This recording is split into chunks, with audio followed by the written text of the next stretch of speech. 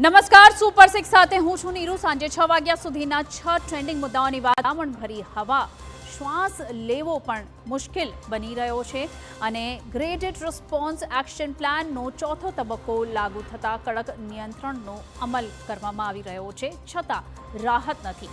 બીજા મુદ્દામાં વાત, મધ્યપ્રદેશમાં એક એવો નેશનલ હાઈવે ચર્ચાનો વિષય બન્યો છે જે માત્ર રસ્તો નથી પરંતુ સુરક્ષાનું મોડેલ છે।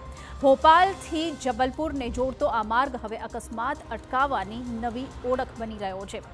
તો આંધ્રપ્રદેશમાં એક ભયાનક રોડ અકસ્માતમાં સીસીટીવી સામે આવ્યા છે, જે તમને બતાવીશું। બેફામ ઝડપે આવતીકાલે સ્કૂટરને જોરદાર ટક્કર મારતા દ્રશ્યો દિલ ધ્રુજાવી દે તેવા સામે આવ્યા છે।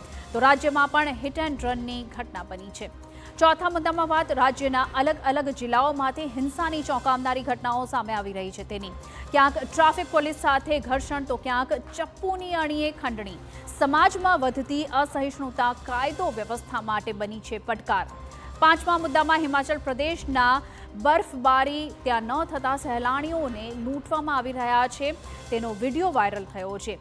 મનાલીમાંથી ફેક સ્નોનો વિડીયો સામે આવતા ઉઠ્યા છે અનેક સવાલો। સુપર 6માં અંતમાં આપને બતાવીશું કુદરતનું રૌદ્ર સ્વરૂપ। ક્યાંક હિમવર્ષાએ જનજીવન થંભાવી દીધું તો ક્યાંક મુશળધાર વરસાદે પૂર જેવી સ્થિતિ ઊભી કરી છે।